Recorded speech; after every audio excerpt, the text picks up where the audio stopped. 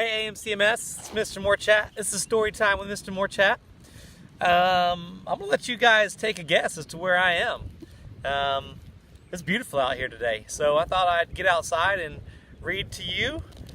Sea of Monsters hadn't changed. I think we're on chapter 6, and we're going to go ahead and get started. Hopefully you've been enjoying reading. I know that I have. So, this is actually my first time to read Sea of Monsters. I read the first Percy Jackson, The Lightning Thief, and really enjoyed it. So this is, I believe, the next one in that. So if you're really liking this and you kind of maybe don't understand some of the background story, The Lightning Thief is the first one in the series that you should go ahead and read. So, the title of chapter 6 is called Demon Pigeons Attack. The next few days were torture, just like Tonchulus wanted. First, there was Tyson moving into Poseidon cabin, giggling to himself every 15 seconds and saying, "Percy is my brother," like he had just won the lottery. "Ah, Tyson," I'd say, "it's not that simple." But there was no explaining it to him. He was in heaven, and me, as much as I liked the big guy, I couldn't help feeling embarrassed, ashamed. There, I said it. My father, the all-powerful Poseidon, had gotten moony-eyed for some natural spirit, and Tyson had been the result. I mean, I'd read the myths about Cyclops. I even remember that they were often Poseidon's children, but I'd never really processed that this made them my family, until I had Tyson living with me in the next bunk. And then there were the comments from the other campers. Suddenly, I wasn't Percy Jackson, the cool guy who'd retrieved Zeus's lightning bolt last summer. Now I was Percy Jackson, the poor smuck with the ugly monster for his brother. He's not my real brother, I protested whenever Tyson wasn't around. He's more like a half-brother on the monstrous side of the family. Like a half-brother twice removed or something. Nobody bought it. I admit, I wasn't angry at my dad. I felt like being his son was now a joke. Annabeth tried to make me feel better. She suggested we team up for the chariot race to take our minds off our problems. Don't get me wrong, we both hated Tonchulus and we were worried sick about camp, but we didn't know what to do about it. Until we could come up with some brilliant plan to save Thalia's tree, we figured we might as well go along with the races. After all, Annabeth's mom, Athena, had invented the chariot, and my dad had created horses. Together we would own that track. One morning, Annabeth and I were sitting by the canoe lake sketching chariot designs with some jokers from Aphrodite's cabin.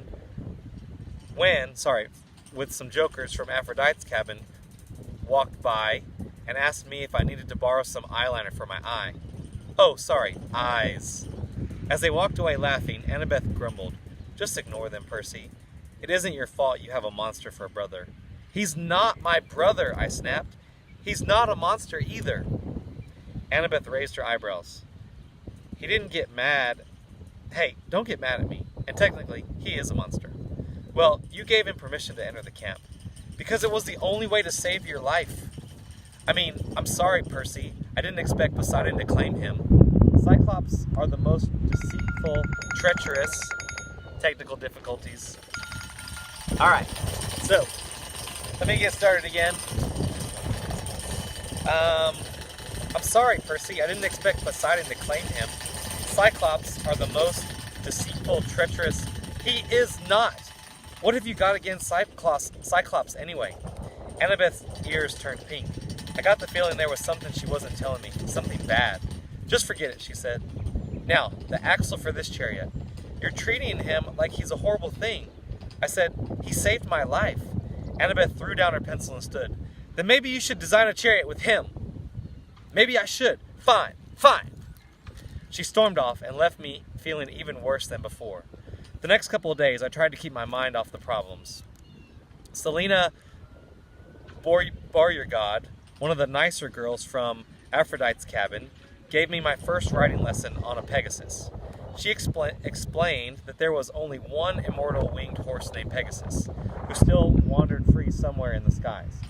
But over the eons, he'd sired a lot of children, none quite so fast or heroic, but all named after the first and the greatest. Being the son of a sea god, I never liked going into the air. My dad had his rivalry with Zeus, so I tried to stay out of the Lord of the Sky's domain as much as possible. Shh! But riding a winged horse felt different. It didn't make me nearly as nervous as being on an airplane. Maybe that was because my dad had created horses out of sea foam, so that Pegasi were sort of natural territory. I could understand their thoughts. I wasn't surprised when my Pegasus went galloping over the treetops, or chased a flock of seagulls into a cloud. The problem was that Tyson wanted to ride the chicken ponies, too, but the Pegasi got skittish whenever he approached. I told them telepathically that Tyson wouldn't hurt them, but they didn't seem to believe me.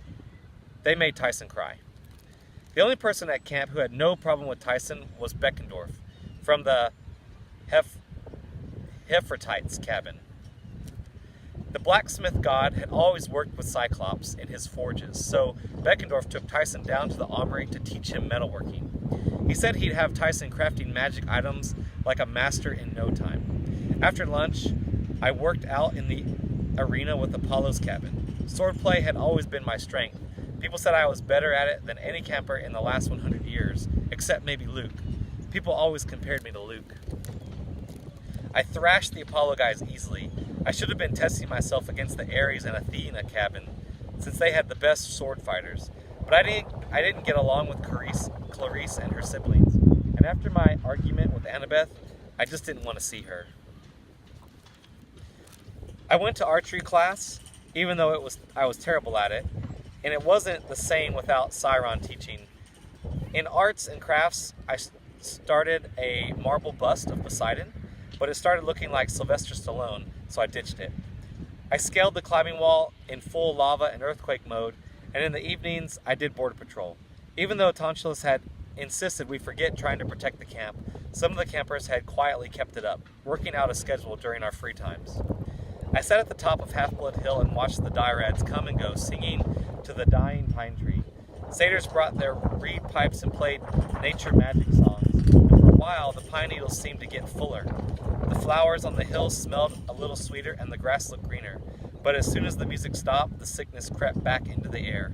The whole hill seemed to be infected, dying from the poison that had sunk into the tree's roots. The longer I sat there, the angrier I got. Luke had done this. I remembered his sly smile, the dragon claw scar across his face. He'd pretended to be my friend, and the whole time he'd been Kronos' #1 servant. I opened the palm of my hand. The scar Luke had given me last summer was fading, but I could still see it. A white asterisk-shaped wound where his pit scorpion had stung me. I thought about what Luke had told me right before he tried to kill me. Goodbye, Percy. There is a new golden age coming. You won't be a part of it. At night, I had more dreams of Grover. Sometimes I just heard snatches of his voice. Once I heard him say, "It's here." Another time, "He's like sheep." I thought about telling Annabeth about my dreams, but I would have felt stupid. I mean, he's like sheep? She would have thought I was crazy. The night before the race, Tyson and I finished our chariot. It was wicked cool. Tyson had made the metal parts in the armory's forges. I'd sanded the wood and put the carriage together. It was blue and white with wave designs on the sides and a trident painted on the front. After all that work, it seemed only fair that Tyson would ride shotgun with me, though I knew the horses wouldn't like it, and Tyson's extra weight would slow us down. We were turning in for bed. Tyson said, "You are mad?" I realized I'd been scowling. Nah, I'm not mad. He lay down in his bunk and was quiet in the dark. His body was way too long for his bed. When he pulled up the covers, his feet stuck out of the bottom. "I am a monster." "Don't say that." "It's okay. I will be a good monster. Then you will not have to be mad." I didn't know what to say. I stared at the ceiling and felt like I was dying slowly, right along with Thalia's tree. It's just, I never had a half-brother before. I tried to keep my voice from cracking. It's really different for me. And I'm worried about the camp. And another friend of mine, Grover, he might be in trouble. I kept feeling like I should be doing something to help, but I didn't know what. Tyson said nothing. "I'm sorry," I told him. "It's not your fault I'm mad at this life. I feel like he's trying to embarrass me. He's like trying to compare us or something. I don't understand why." I heard a deep rumbling sound. Tyson was snoring. I sighed. Good night, big guy. And I closed my eyes too. In my dream, Grover was wearing a wedding dress. It didn't fit him very well. The gown was too long, and the hem was caked with dried mud. The neckline kept falling off his shoulders. A tattered veil covered his face. He was standing in a dank cave, lit only by torches. There was a cot in one corner and an old-fashioned loom in the other. The length of the white cloth, half woven on the frame. And he was staring right at me, like I was a TV program he'd been waiting for. Thank the gods, he yelped. Can you hear me? My dream self was slow to respond. I was still looking around, taking in the stalactite ceiling, the stench of sheep and goats, the growling and grumbling of beating sounds that seemed to echo from behind a refrigerator-sized boulder, which was blocking the room's only exit, as if there were a much larger cavern beyond it. Percy, Grover said, please, I don't have the strength to protect you any better. You have to hear me. I hear you, I said. Grover, what's going on? From behind the boulder, a monstrous voice yelled, Honey Pie, are you done yet? Grover flinched. He called out in falsetto, No, not quite, dearest. Only a few more days. Bah, hasn't it been 2 weeks yet? No, dearest, just 5 days. That leaves 12 more to go. The monster was silent, maybe trying to do the math. He must have been worse at arithmetic than I was, because he said, All right, but hurry, and I want to see under that veil.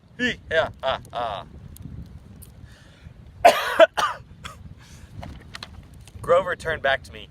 You have to help me. No time. I'm stuck in this cave on an island in the sea. Where? I don't know exactly. I went to Florida and turned left. What? How did you... It's a trap, Grover said. It's the reason no satyr has ever returned from this quest.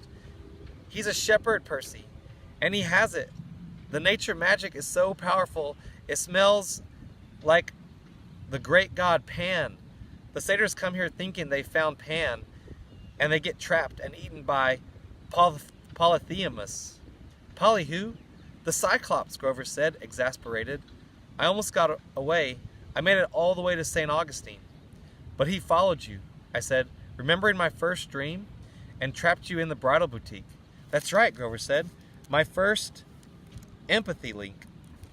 Must have worked then. Look, this bridal dress is the only thing keeping me alive. He thinks I smell good, but I told him it was just a goat-scented perfume. Thank goodness he can't see very well. His eye is still half blind from the last time somebody poked it out, but soon he'll realize what I am.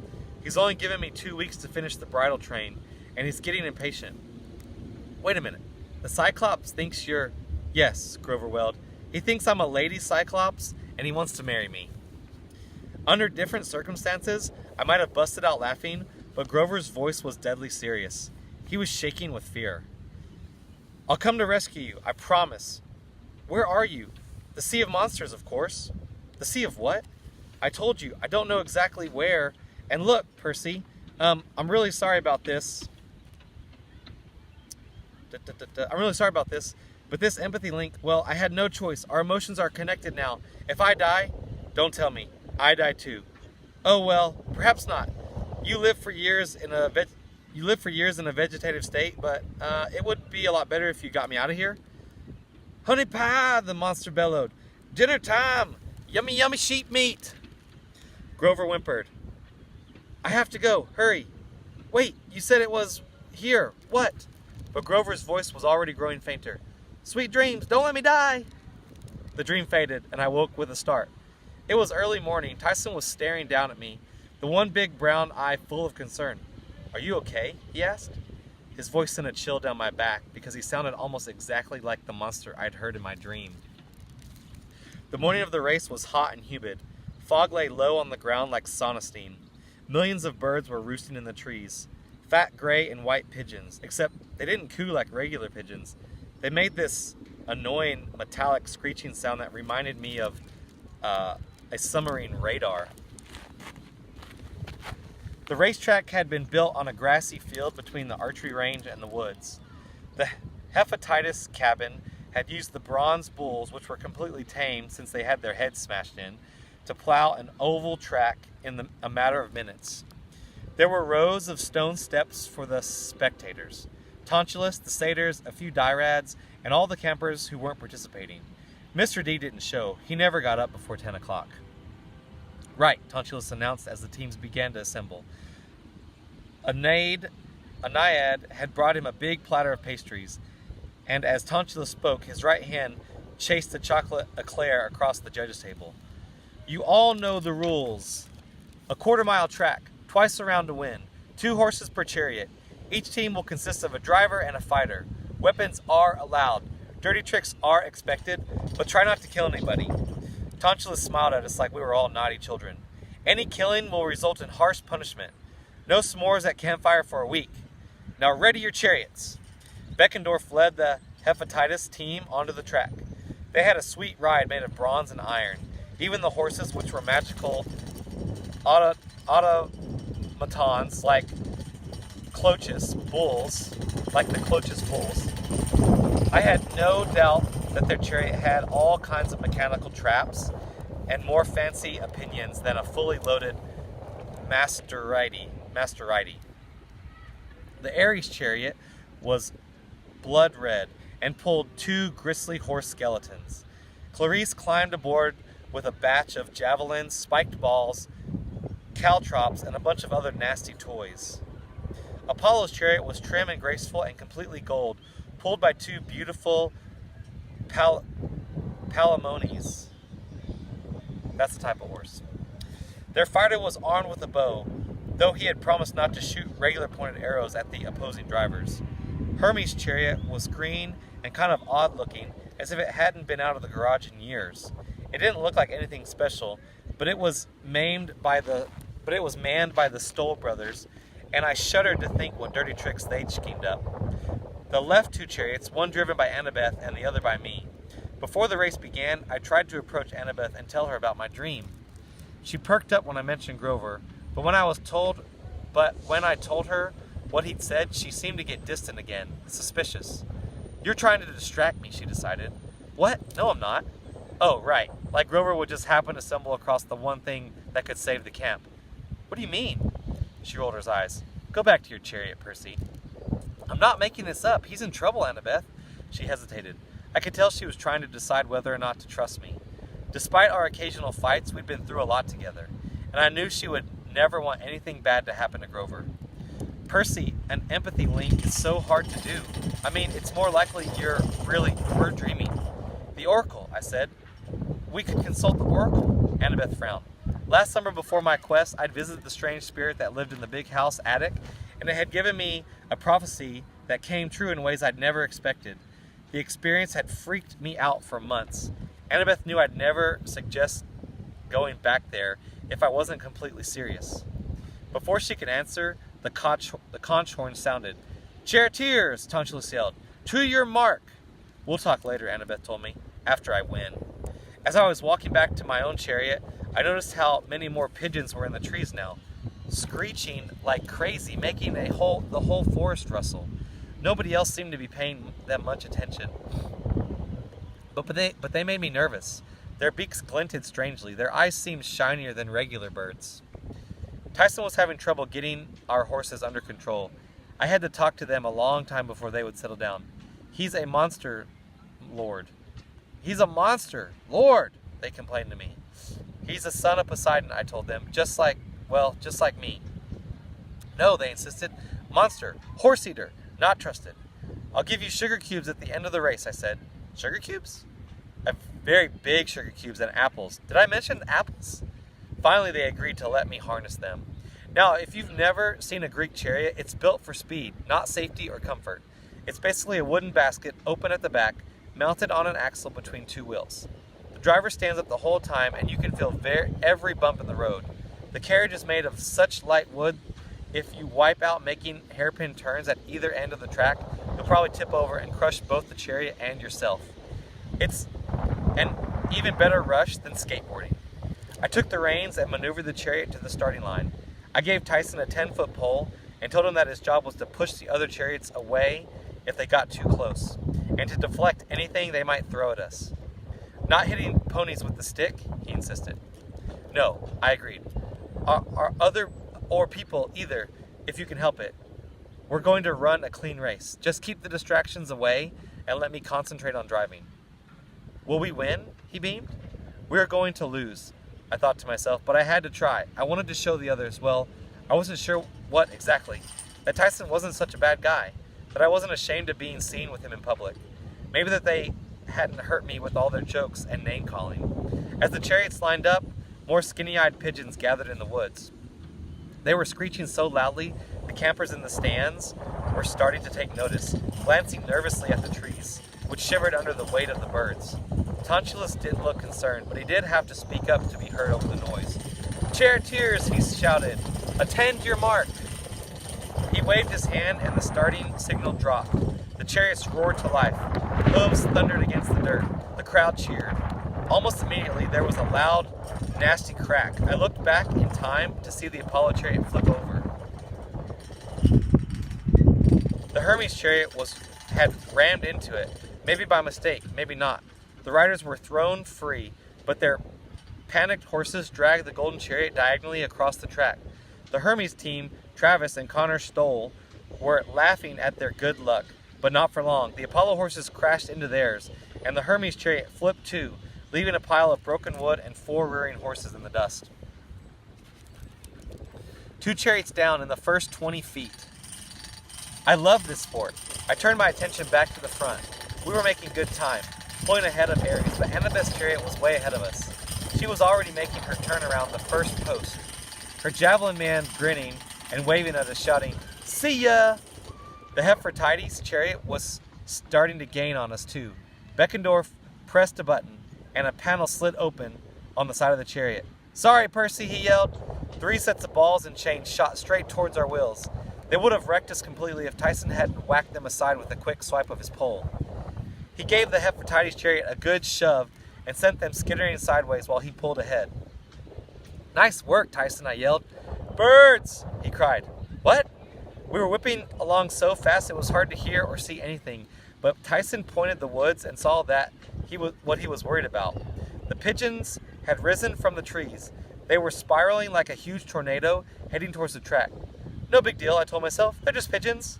I tried to concentrate on the race. We made our first turn, the wheels creaking underneath us, the chariot threatening to tip, but we were only 10 feet behind Annabeth, and if I could just get a little closer, Tyson could use his pole. Annabeth's fighter was smiling now. He pulled a javelin from his collection and took aim at me. He was about to throw when we heard the screaming. The pigeons were swarming, thousands of them dive-bombing the spectators in the stands, attacking the other chariots. Beckendorf was mobbed. His fighter tried to bat the birds away, but he couldn't see anything. The chariot veered off course and plowed through the strawberry fields, the mechanical horses streaming. In the Ares chariot, Clarice barked an order to her fighter, who quickly threw a screen of camouflage netting over their basket. The birds swarmed around it, pecking and clawing at the fighter's hands as he tried to hold up the net, but Clarice just grinned her teeth and kept driving. Her skeletal horses seemed immune to the distraction. The pigeons pecked uselessly at their empty eye sockets and flew through the rib cages, but the stallions kept right on running. The spectators weren't so lucky. The birds were slashing at any bit of exposed flesh, driving everyone into a panic. Now that the birds were closer, it was clear they weren't normal pigeons. Their eyes were beady and evil-looking. Their beaks were made of bronze, and judging from their yelps of the campers, they must have been razor-sharp. Stifleton birds, Annabeth yelled. She slowed down and pulled her chariot alongside mine. "They'll strip everyone to bones if we don't drive them away." "Tyson," I said, "we're turning around." "Going the wrong way?" he asked. "Always," I grumbled, but I steered the chariot toward the stands. Annabeth rode right next to me. She shouted, "Heroes to arms!" but I wasn't sure anyone could hear over the screeching of the birds and the general chaos. I held my reins in one hand and managed to draw riptide as a wave of birds dived at my face. Their metal beaks snapped. I slashed them out of the air, and they exploded into dust of feathers. But there were still millions of them left. One nailed me in the back end, and I almost jumped straight out of the chariot. Annabeth wasn't having much better luck. The closer we got to the stands, the thicker the clouds of birds became.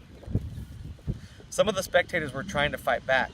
The Athena campers were calling for shields.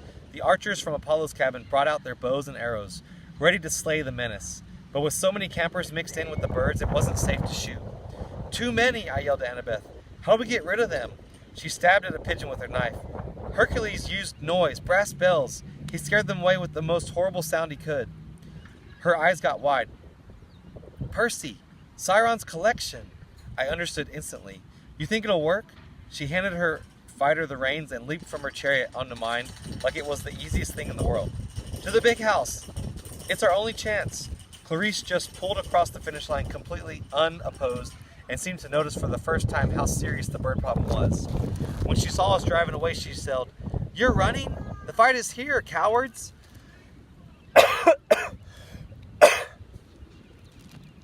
She drew her sword and charged for the stands. I urged our horses into a gallop. The chariot rumbled through the strawberry fields, across the volleyball pit, and lodged to a halt in front of the big house. Annabeth and I ran inside, tearing down the hallway to Chiron's apartment. His boombox was still on his nightstand. So were his favorite CDs. I grabbed the most repulsive one I could find. Annabeth snatched the boombox, and together we ran outside. Down at the track, the chariots were in flames. Wounded campers ran in every direction, with birds shredding their clothes and pulling out their hair, while Tonchulus chased breakfast pastries around the stands, every once in a while yelling, "Everything's under control! Not to worry!" We pulled up to the finish line. Annabeth got the boom box ready. I prayed the batteries weren't dead. I pressed play and started up Chiron's favorite, the all-time greatest hits of Dean Martin. Suddenly the air was filled with violins and a bunch of guys moaning in Italian. The demon pigeons went nuts. They started flying in circles, running into each other like they wanted to bash their own brains out. Then they abandoned the track altogether and flew skyward in a huge dark wave. "Now," shouted Annabeth, "archers!" With clear targets, Apollo's archers had flawless aim. Most of them could knock 5 or 6 arrows at once. Within minutes, the ground was littered with dead bronze-baked pigeons, and the survivors were a distant trail of smoke on the horizon. The camp was saved, but the wreckage wasn't pretty. Most of the chariots had been completely destroyed. Almost everyone was wounded, bleeding from multiple bird pecks. The kids from Aphrodite's cabin were screaming because their hairdos had been ruined and their clothes pooped on. "Bravo," Tonchulus said, but he wasn't looking at me or Annabeth. "We have our first winner!" He walked to the finish line and awarded the golden laurels for the race to the stunned-looking Clarice. Then he turned and smiled at me. "And now to punish the troublemakers who disrupted this race." All right, that's the end of chapter 6. I will see you guys soon.